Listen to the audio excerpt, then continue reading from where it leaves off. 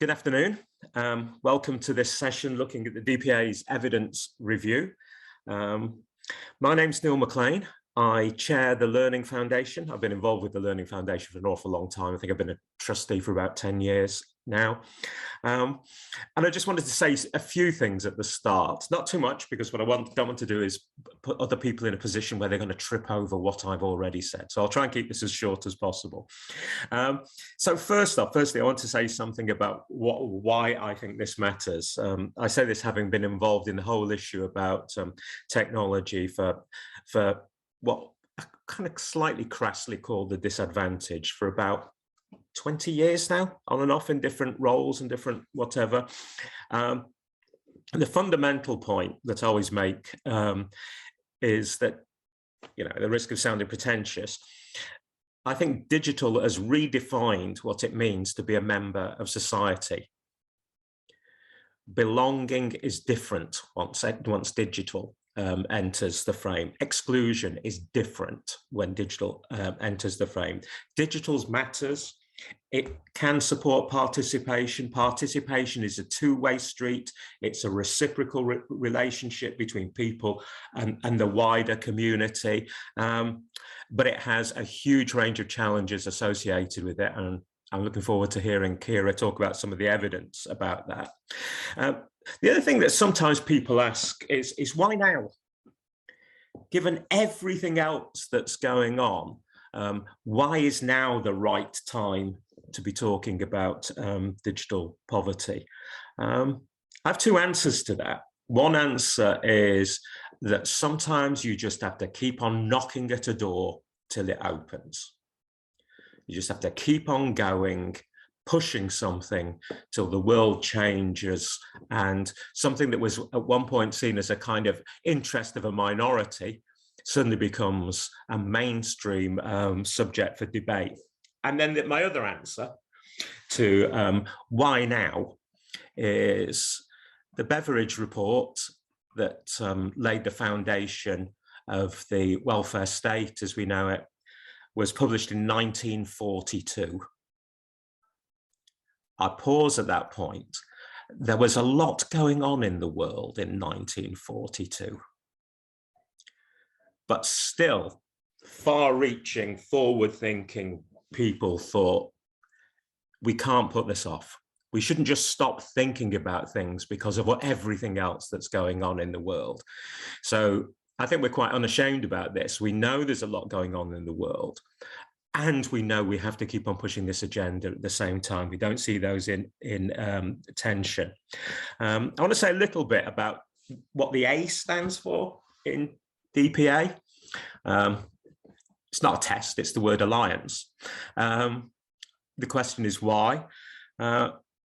If you look back at all the major social changes, all the things that have worked to improve people's lives, it's very, very, very rarely that you find a single point solution of one thing, one magic thing that changes everything for everybody. It very rarely works like that. Far more often when we're seeing real change that sticks, it's because government, industry, individuals, the third sector, all the stakeholders have aligned around an idea and have agreed that there is something we can all push forward and we can make a concerted effort towards that single aim. And I think that's where we are. The word alliance actually means alliance. It's an absolute recognition that this is not about just saying, well, government should fix this, or industry should fix this, or the telecoms provider should fix this, or people's families should fix this, or individuals should fix this. None of those solutions will actually be credible, certainly not in the longer term. So as I say, this is an alliance. I ought to say at this point, I am, at the risk of sounding a bit whatever, I'm very proud of what Paul and the Learning Foundation, with the DPA volunteers, the IET, of course, Currys, all that mass of people, many of whom are on this thing, have achieved to date. But we need to grow this. We need as many people to make pledges on the site. And we're not after people's money, we're after their commitments, because their commitment will mean far more than any donation or whatever ever will do. So that's probably enough from me as scene setting. Before we move into Kira's presentation of the evidence, which I'm really looking forward to, as I said, I do want to hand over to Paul as Chief Exec of the Learning Foundation to say a few words. So over to you, Paul. Thank you very much, Neil. Really beautifully said, I have to say.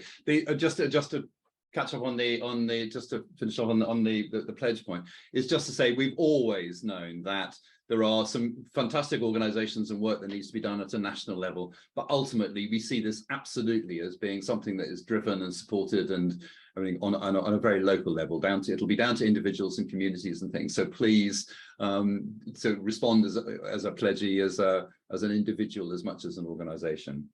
I wanted to. It feels like a kind of mutual love-in today, but I also wanted to acknowledge Neil's involvement in the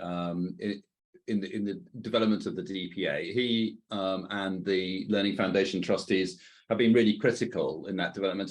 And as chair of the foundation, he gave not only the initial impetus, but then he's given us some guidance and I think really important, the kind of freedom to explore the responses and alternative ways of achieving what it is that the Learning Foundation sets out to achieve. Now, I'll just say a little bit about what the ambitions of the Learning Foundation are, as opposed to the Digital Poverty Alliance. And our ambitions are to enable all school children to reach their potential and ultimately to lift themselves and their families out of poverty. And our route to helping that to happen is through the effective access and use of technology to augment learning, both within their school and at home. We don't specialize just in school children, obviously, with the DPA, but it was the thing that brought about the need we felt for the DPA. Our primary focus to achieve this was to reach school children through their schools. And we've worked with schools for 21 years in doing this. The first 10 years were primarily about funding work, particularly with support from DFE, around determining what worked, pilot programs what worked within schools and what didn't. And the second half of our 21 years now, we'll be celebrating our 21st birthday later this year, has seen a focus on what might be best described as delivery instead, which is working alongside schools as they develop their plans. Now, this has always been effective, and I don't think there is a single school that we've worked with that has ever wanted to go back in time where IT was not a core part of the way that they deliver learning and help to manage the school. But, and it's a big but, the number of schools engaging fully with IT in this way is still pretty limited, with estimates being that around 30% of schools are currently using tech effectively, and even then, not across the whole school, perhaps just for particular year groups. Now, the reasons are, anybody who works in and around education will know completely, as you might imagine. Finance, it's a costly thing to get engaged with, lack of guidance or encouragement centrally, a lack of specialists and other resource and time. You know, many schools just struggling, in fact, to fill their cohort of teachers, let alone looking for the kind of specialist advice and time that people might need to put in to develop tech within the school. And infrastructure and really important things like teacher training, for instance, is all really important parts of the jigsaw. So whilst the Learning Foundation is experienced in helping schools work through these issues, even post-pandemic, schools are finding it difficult, or particularly post-pandemic, schools are finding it difficult to move forward, as these reasons still prevail in spite of a recognition amongst schools and the teaching profession of the importance of digital within teaching and learning. Now, you'll remember over the last couple of years, the DFE provided 1.5 million devices, and this is actually where the need for the Digital Poverty Alliance started to get best highlighted. As you will all know, enabling someone to engage effectively with the digital world is not just about having a device, and Kira will say more about that in a second, I know. And as I often say, you can't simply provide a device and expect someone to join a Teams meeting the next day. It just doesn't work like that. So we've developed what we call our determinants of digital poverty and inequality. And this has, and by the way, it's all available on our website and things, so I won't put up a slide or anything, has 3 overarching elements and 5 core personal elements. And each one of these needs to be properly addressed to ensure effective engagement with the digital world. So the first 2 overarching elements are structural, which includes things like socioeconomic and the political context. And of course, we are fortunate here in the UK to be in a stronger position in that way than other countries around the world. Circumstantial, which includes things like the living conditions, family makeup, and health and lifestyle. Obviously, people's ability to engage or interest in engaging might differ depending on whether you are single and 30, or whether you are living within a family of 3, 4 children and maybe multiple age groups living in the house.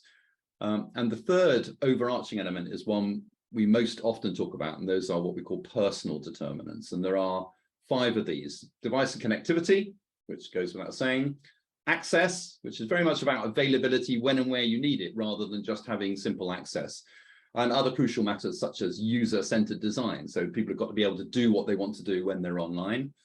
Motivation, and we think this is almost certainly one of the most problematic of the determinants and one of the ones that's had perhaps the least attention over time. Capability, skills, education, language, and of course there are lots of organizations able to support that process. Support, and that's not just about technical know-how, it's about how you get that, whether you get that within your on the phone or locally or online or within your family structures.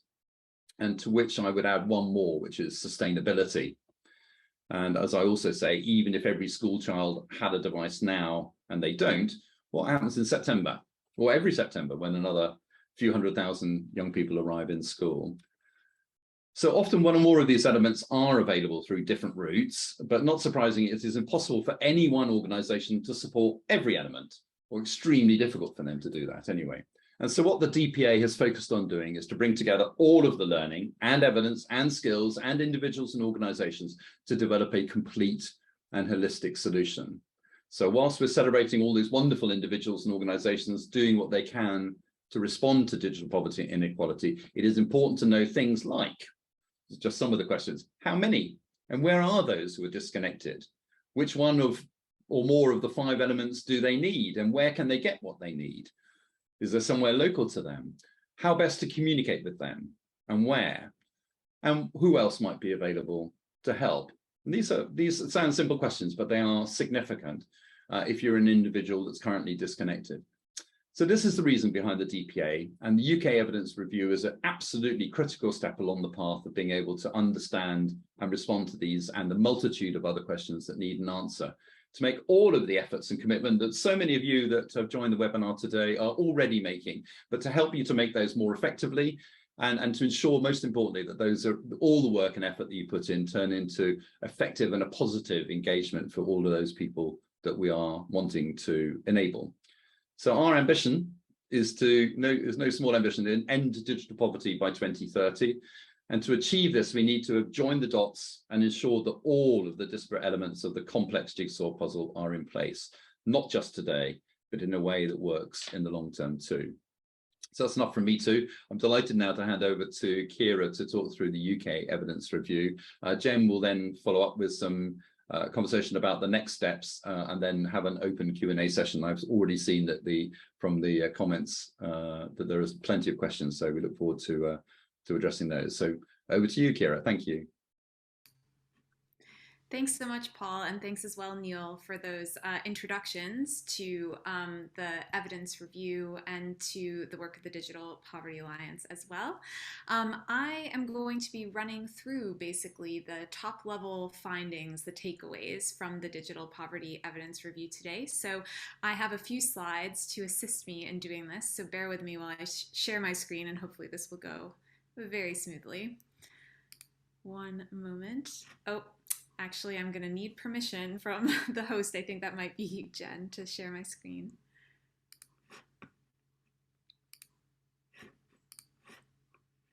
Oops.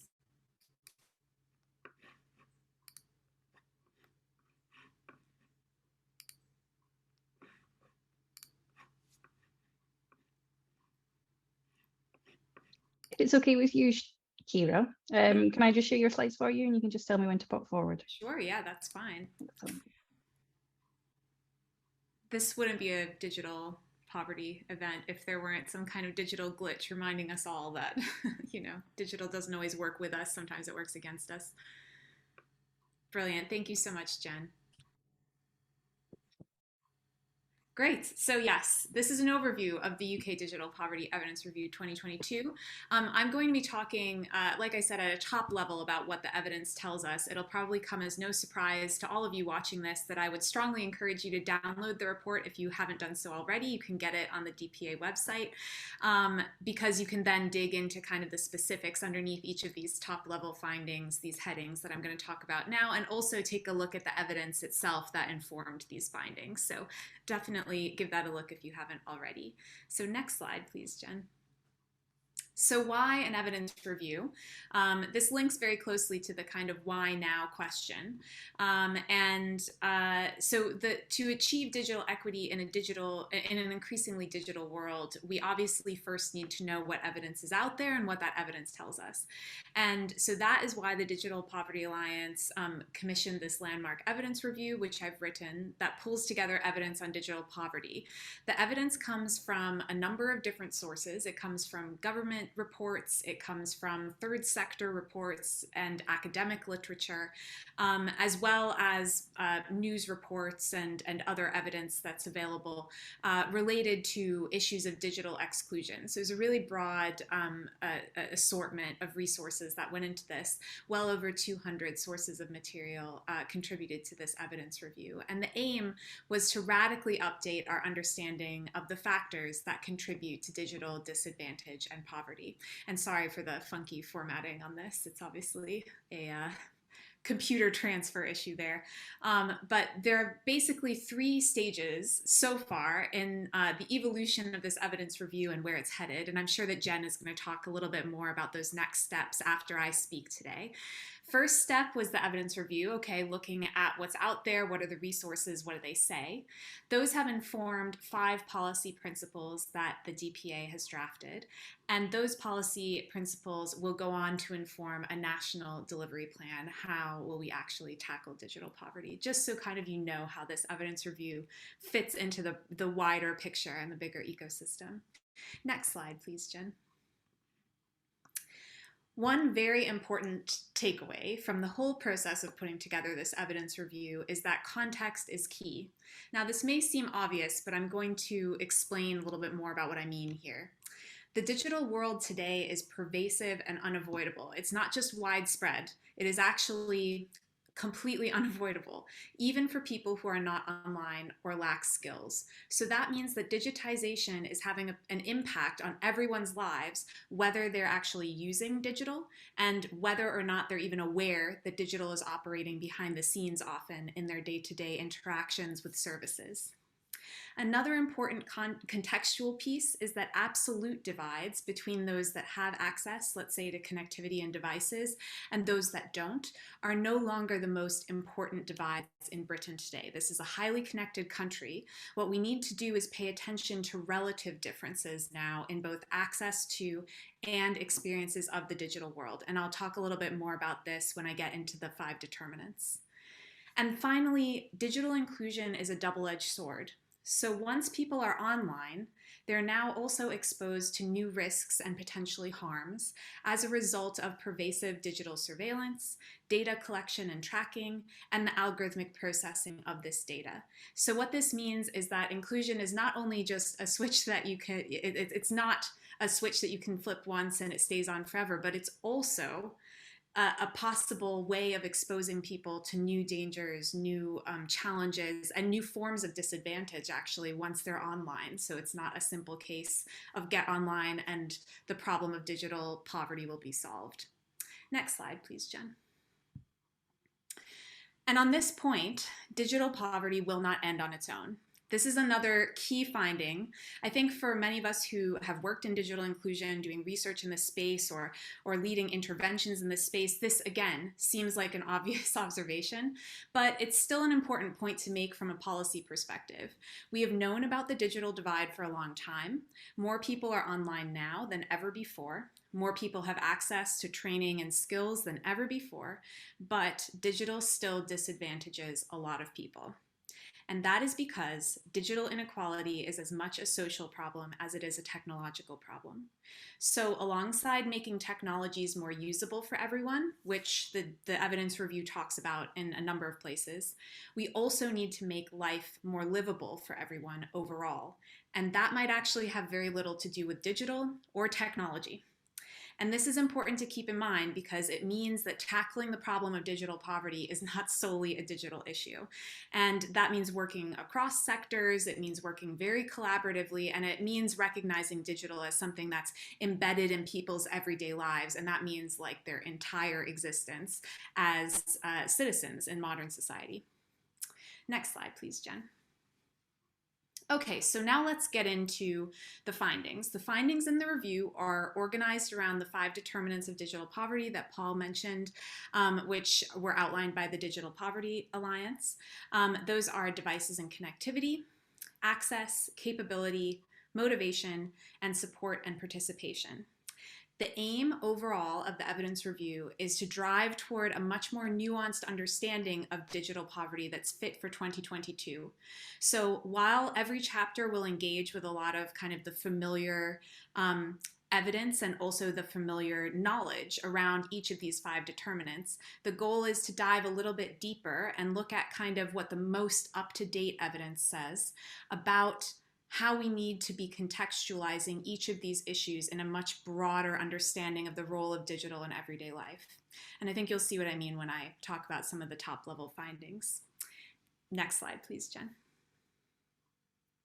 So under the heading of devices and connectivity, there are 3 key takeaways from the evidence that I reviewed for the report.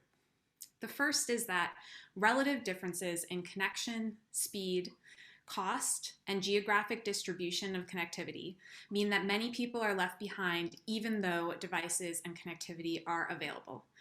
So this encompasses issues like rural-urban inequality and the difference of connectivity, quality, and speed.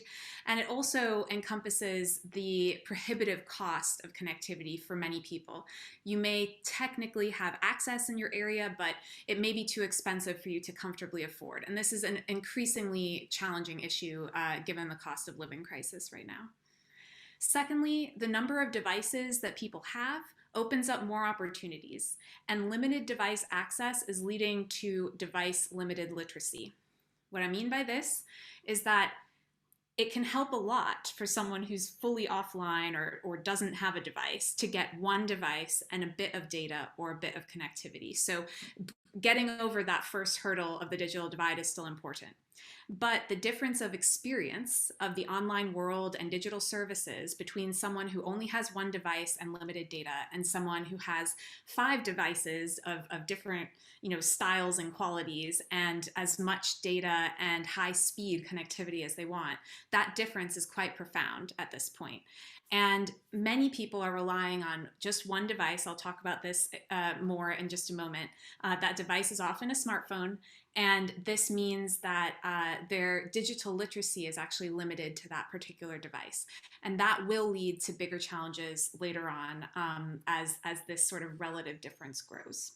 And then finally, in this chapter, I talk about the issue of planned obsolescence of technology, which basically just means that by design, many technologies get old and are then incompatible with later versions of software and certain security updates and things like this. And this means that if you're relying on a really old device, if that's the device that you could afford and you've been using it for ages, you may not actually be able to use it with contemporary services that are available in the modern world. And that's really frustrating because it further increases the cost of having devices and connectivity.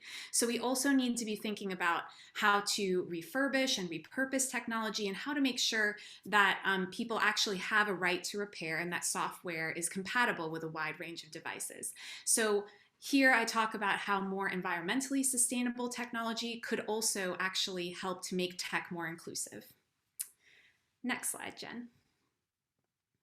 On the point of access, which is the second chapter in the report, access is increasingly about people's experiences of the digital world, not just whether they have access to connections and devices or not.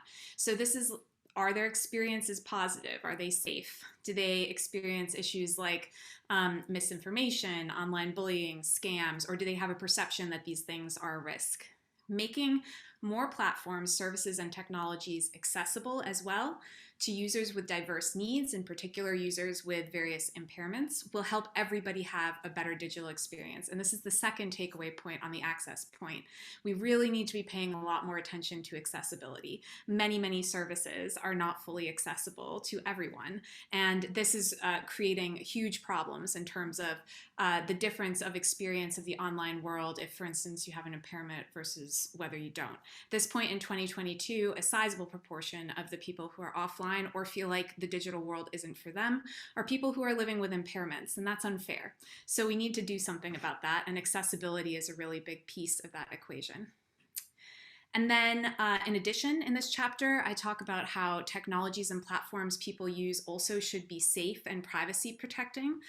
Increasingly, people express concern about safety and privacy. And this is making people, especially people who are kind of more limited users or potentially non-users of the internet, very apprehensive about getting involved with the digital world.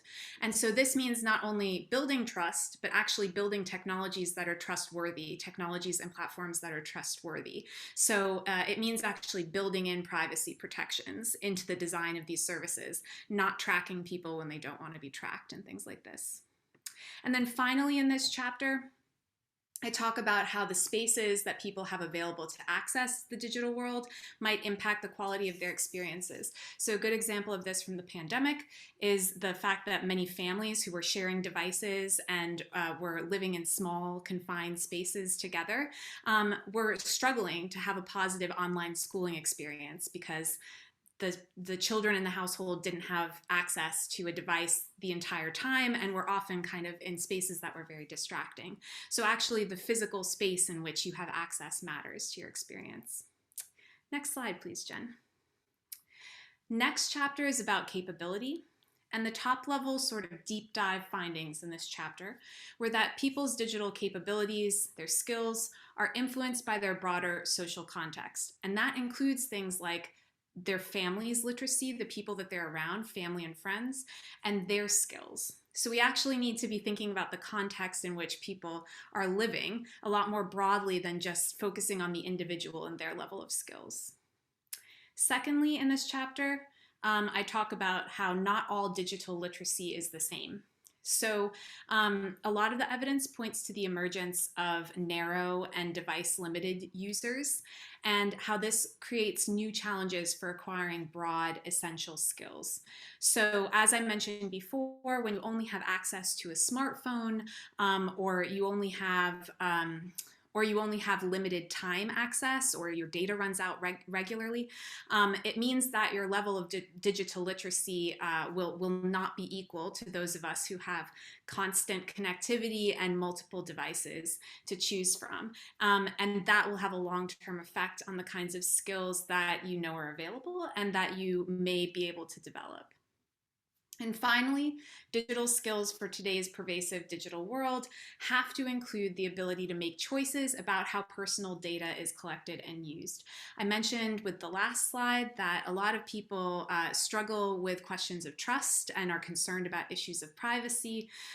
Many people feel kind of like they don't have a choice about the data that they give up in the modern digital world, and that makes them uncomfortable. They feel kind of like they're coerced into giving consent for some forms of datafication and surveillance that they're not very comfortable with.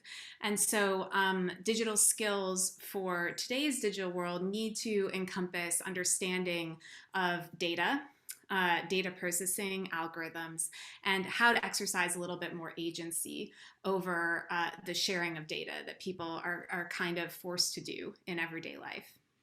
Next slide, please, Jen. Next, we have motivation. And in the chapter on motivation, I talk about how it's strongly linked to all of the other determinants, which will probably come as no surprise to many of you who are tuning in today. People's trust in technology and the digital world, their experiences online, their confidence and skills all all contribute to people's motivation to be online. I mentioned the need to build trustworthy services, not just encourage people to trust what's already there. So it's kind of a two-sided equation here. People need to kind of learn more about the digital world in order to be motivated about it, but also the digital world has to be designed in a way that makes people want to be involved in it and makes people want to trust and use that space in a productive way for them. Linked to this is the issue of inclusive design. So in this chapter, I talk about how including diverse perspectives, and in particular marginalized voices, people, and perspectives in the design of digital services and technology can help to lower barriers that cut across all the determinants of digital poverty. In order to make technology and services more accessible, for instance, we need to include people with diverse needs and experiences in the design of technology from the outset. And then finally, in this chapter, I talk about how when people make an informed decision not to use technology or not to be online, this decision also has to be respected somehow in the digital ecosystem.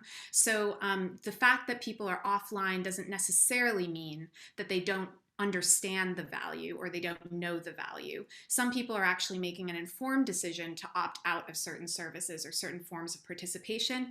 And the digital world that we live in needs to also accommodate that informed decision by providing alternative routes for access. Next slide, please, Jen. And the final determinant chapter in the report is on support and participation. And in this chapter, in the deeper dive section, I talk about how digital inclusion interventions need to be social as well as technological. So that means creating, for instance, social spaces in which people can safely and privately use technology if they don't have access to those kinds of spaces at home, for instance. And I also talk about how informal learning in particular is essential to developing digital skills and confidences. So informal opportunities need to be supported. This is not to say that there isn't a value in having sort of structured boot camps and structured skills training courses, but that isn't suitable for everybody. And actually, a lot of people increasingly say they want to learn digital skills from friends and family, and many people do. We actually learn this stuff kind of by absorption, not by formalized learning, and by experimentation as well. And so those informal opportunities are crucial. A lot of the evidence additionally points to the fact that people with low levels of overall literacy, so reading and writing skills, tend to also be the most digitally excluded and have the lowest levels of digital literacy. This means that a lot of these people also have negative experiences of formal schooling and formal education, which emphasizes even more the importance of having other ways of kind of acquiring digital skills that don't replicate that formal education system that some people have had negative experiences of. And then finally, in this chapter, I talk about inclusion as a journey. People have to be supported in inclusion throughout their lives because it's really life stage that affects people's level of inclusion or exclusion a lot more than one particular factor on its own. So a good way of thinking about this is to remember that we will all be more or less digitally excluded at various points in our own lives, whether we have access to multiple devices through our workplace and then we retire and we no longer have access to those devices, or whether we acquired skills in school and then left school and then didn't have to use some of those skills for ages. We will all be more and less included at various points. We need to think about everyone's digital journey in this way. Next slide, please, Jen. So finally, and I'm sure that Jen will talk a little bit more about this in just a moment, I just wanted to run through what the 5 policy principles are that came out of kind of this synthesis of all of the evidence. And there are some other recommendations in the evidence review report as well.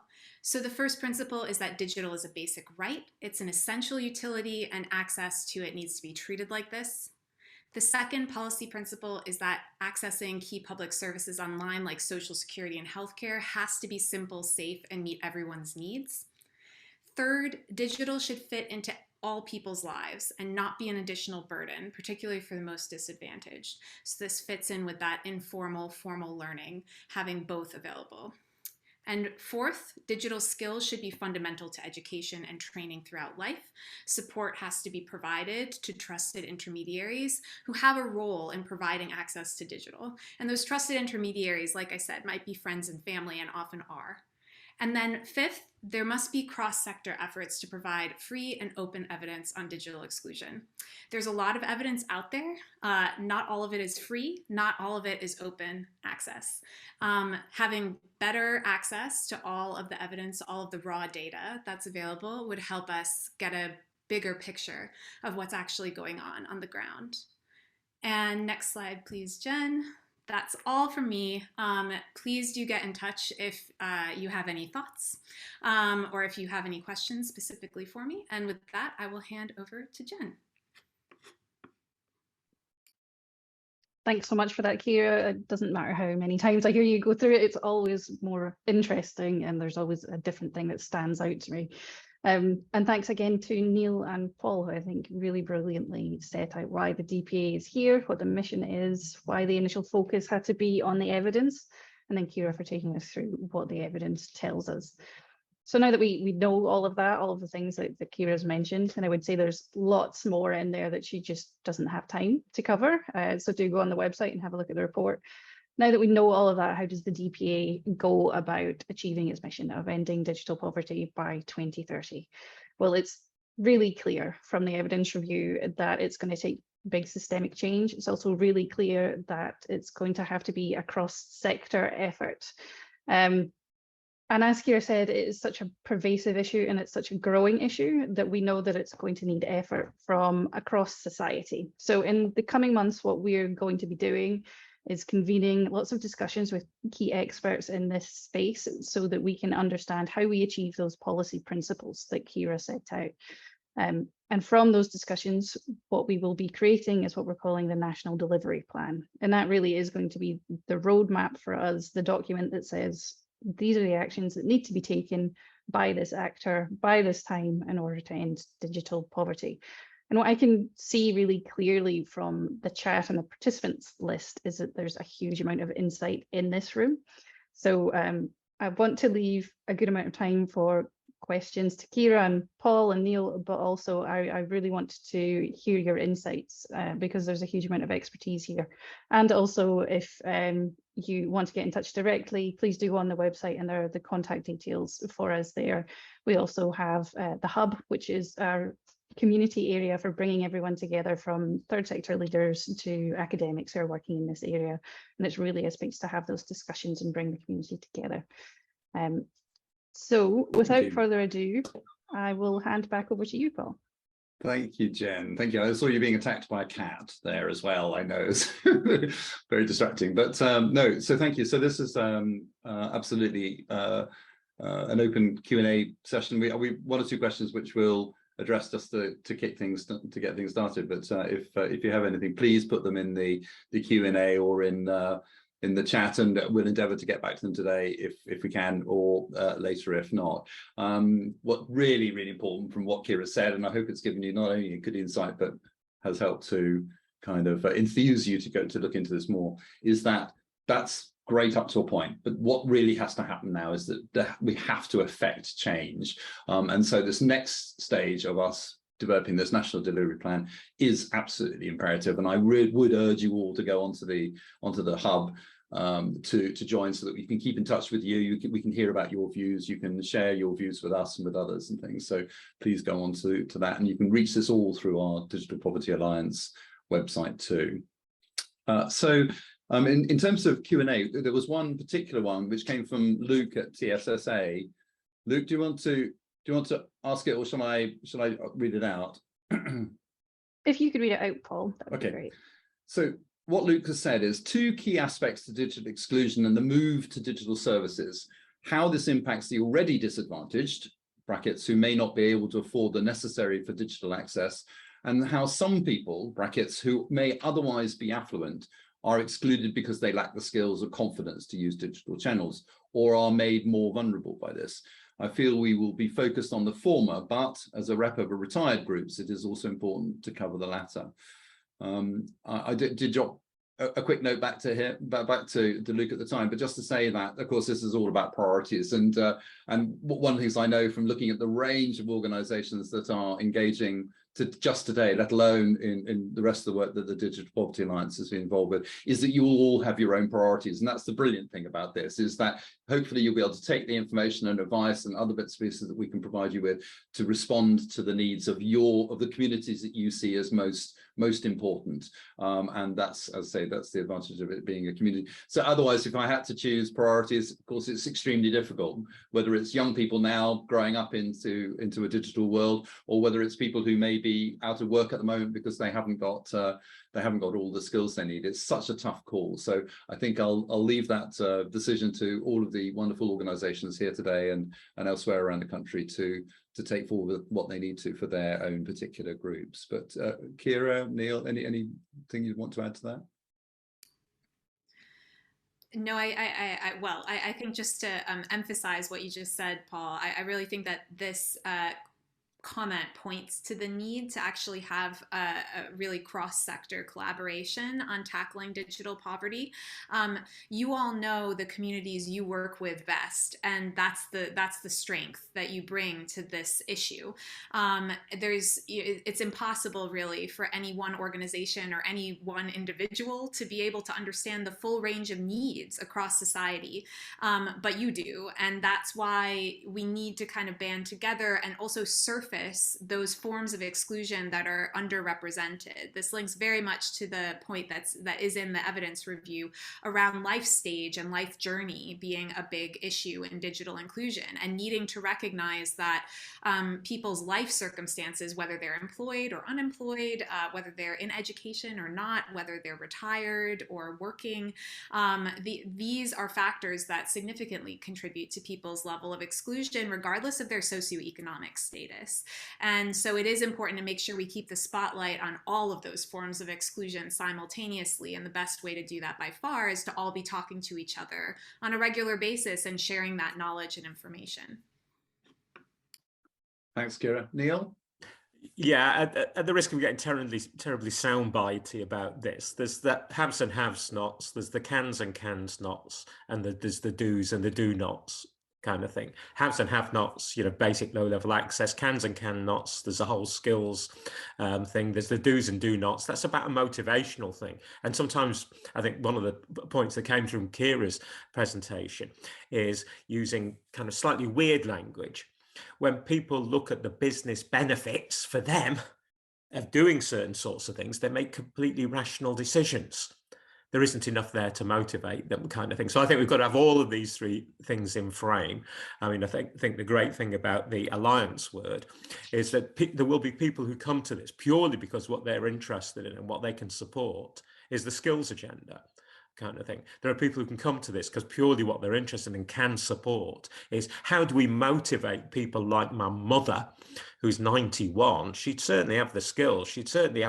She could afford it. She's just not sufficiently motivated around this. She hasn't, the business case doesn't quite stack up for her. Language she'd never use at all. How do we keep all those in play, and how do we define, how do we recognize the different contributions, the different types of organizations working in very different spaces, because the people who support old people to get the motivation would be very different than the people who are doing skills for whatever to work together on this. And again, it's a bit cheesy, I know, to say this, but that's why the A in the DPA is so important, kind of thing, because it does mean we can have a broad approach to some of this stuff. Even where we have to prioritize, we can allow for breadth. Thank you. Thank you. Well said. Wonderful. We have two more questions. Please say one from Andrew O'Neill. Andrew says 21% use only smartphones as access. Is very interesting. Will there be any communication with mobile providers about looking at the cost of using data? I've certainly got some thoughts on that, but Jen, I know that you've been involved recently with conversations around this topic. Do you want to respond to that? Yeah, I mean, certainly, as I think everyone's outlined, this does need to be cross-sector effort, and as people have been mentioning in the chat, that also includes business. Very recently, the current digital minister, Nadine Dorries, had brought together the broadband providers to try and take action on the cost of things like data and broadband, and around social tariffs, which you may or may not be aware of. Increasingly, when I mention social tariffs, people haven't even heard of them. But that's the broadband tariff that if you're on universal credit or certain benefits, then you should have access to, and it's a lower level. Business or providers are understandably a bit loath to advertise these because they're a bit of a loss-making venture for them. But I think we would certainly see that as something that government needs to have that conversation with providers to make sure that there's equitable access to these, and that where there are low-cost options, they're being properly promoted. Kira, I can see you nodding. I'm sure you'll have much to add. Thanks, Jen. Really just one thing to add to that, because yeah, definitely the issue of social tariffs is a big one.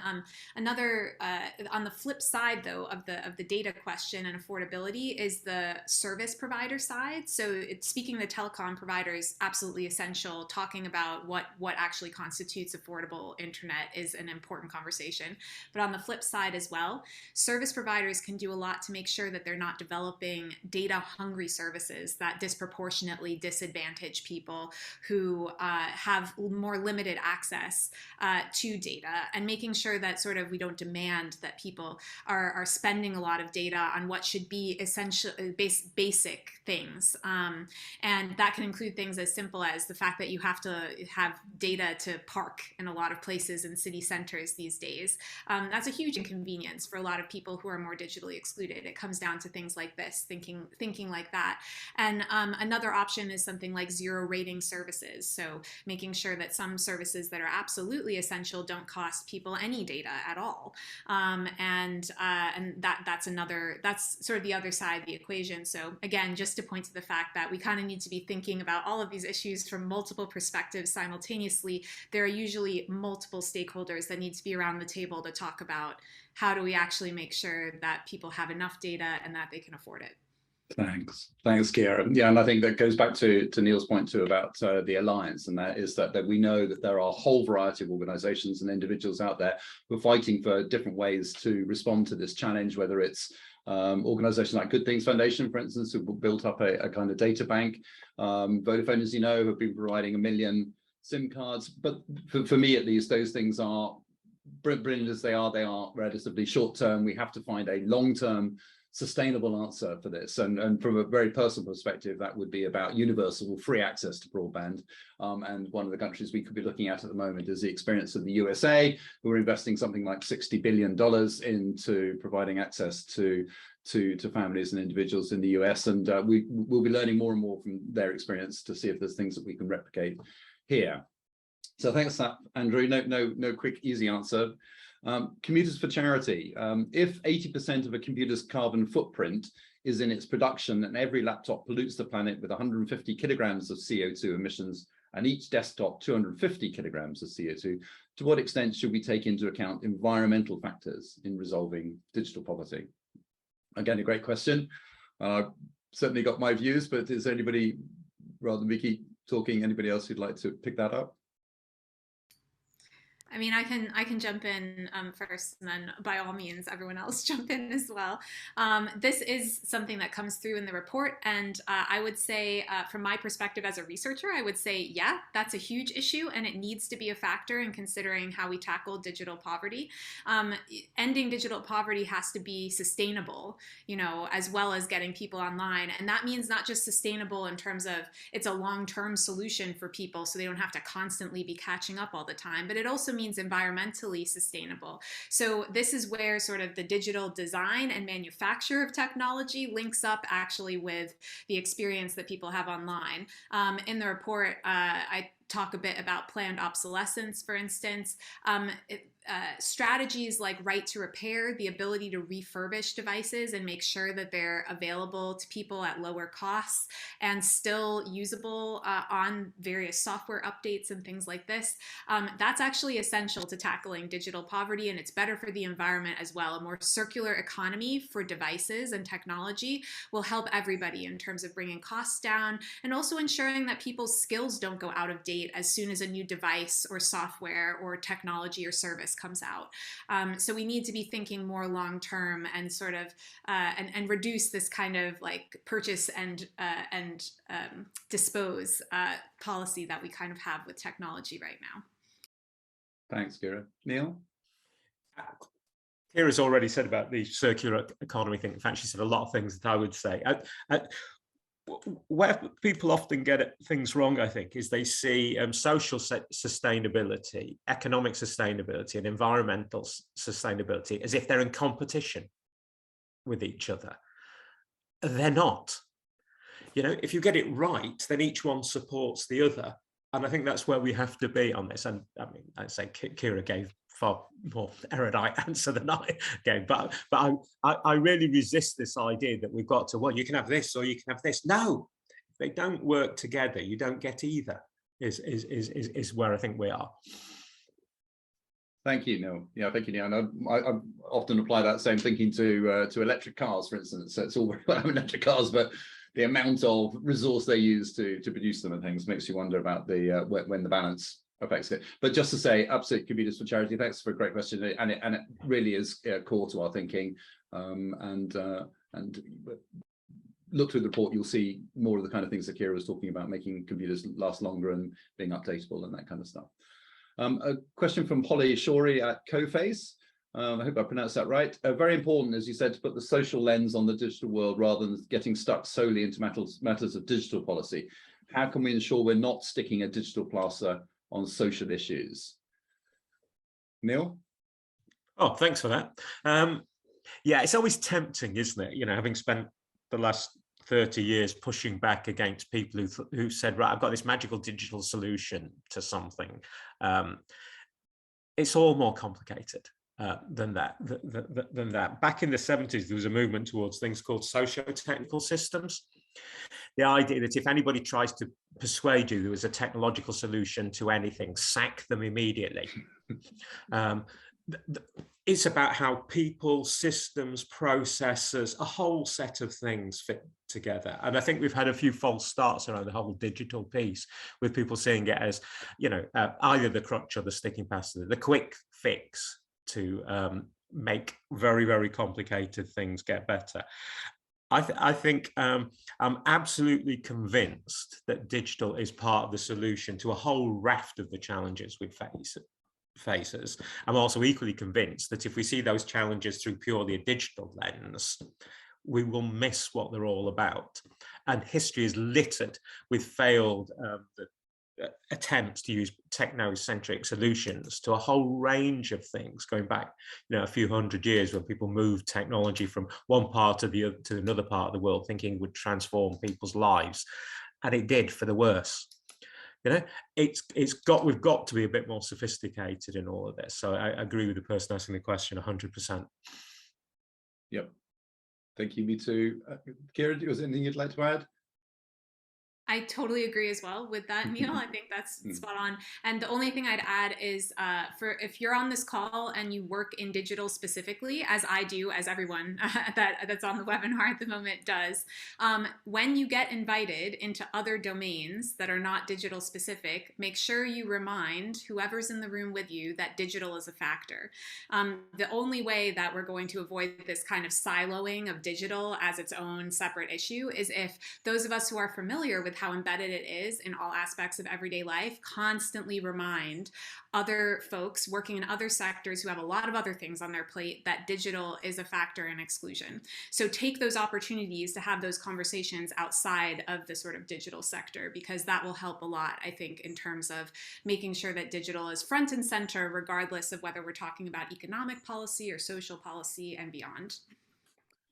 Thank you, thank you. And one of the early mantras that Neil, as chairman and member of our trustee board, imbued in me when I first started was that it's not the device, it's what the device does and enables that's really important and things. And the only reason why we've ended up with more of a focus on digital was that I had to respond eventually by saying, yeah, that's all very well and good, but if you haven't got a device or connectivity, then you can't even begin to participate in that. But for me, as a person, this is all around. And again, this is very much a personal view. It's all around enabling people to to take control over their lives more than they currently have, and enable them to do what they want to do with that life, whatever that might be. For me, it would be great if it helped them to get out of poverty by finding work, by being able to retrain, by doing whatever it is that they need to do. But ultimately, that's not our role to tell people how they see the benefits of technology, and that's it. But no, I agree completely. We mustn't overlook the primary problems, which is the level of poverty in this country, but the ability of looking positively is the ability of digital to respond to that. Now we are up to our time. I know there's one more question from TSSA, which we'll come back to you separately on, Luke, if that's all right. But I just remains for me to say, just to repeat what Neil was saying, if you could please go on to the digitalpovertyalliance.org website. You can make a pledge there as an individual. Whatever it is, there are a variety of different ideas that you might be able to pick up, but you pick up. Please join the hub, because we wanted to hear what you've got to say. That's really important, particularly now we're developing the National Delivery Plan. How best to make that happen? How best to ensure that by 2030, that everybody in the UK who wants to be involved and wants to be online is enabled to do that in a way that's effective and positive and available for them. So thank you all very much for joining. And this is you can find us and connect to us through the digitalpovertyalliance.org website, and we look forward to remaining in touch. Thank you very much. Neil, is there anything else you'd like to say, Neil, Kira, Jen, before I go? I'll just say one thing, which is I've banged on about the alliance word, but it's something about how we see ourselves, which is as an enabler that does things and an amplifier, not a gatekeeper. And I mention that particularly because there's been some great kind of bins going on in the chat, and we don't want people to think, oh, I've got to go through that group of people to do. No. Let's get on with this. Let's pick the people, if they've found people to talk to on the chat or through this call, let's get on with it, Let's all push in the same direction, but let's not create a kind of bureaucracy that will stifle this. So an active enabler, an amplifier is where we see ourselves, as I say, not the gatekeeper for this issue. It's too big for that. Thank you, Neil. Thank you. Kira, thanks again for your time today. Brilliant, but... Yeah, no, thank you so much. Nothing additional to add from me, but thank you everyone for your contributions and questions. Thank you. Thank you. And I know it's been a really important part of your learning life as well. So one that we'll come back to time and again, I know. Jen, anything you'd like to add? No, just thank you everyone for joining today and all of your really interesting insights that I can see in the chat. Yeah, we'll come back to you. Thanks again. Okay, so hopefully see you all soon. Thanks. Bye.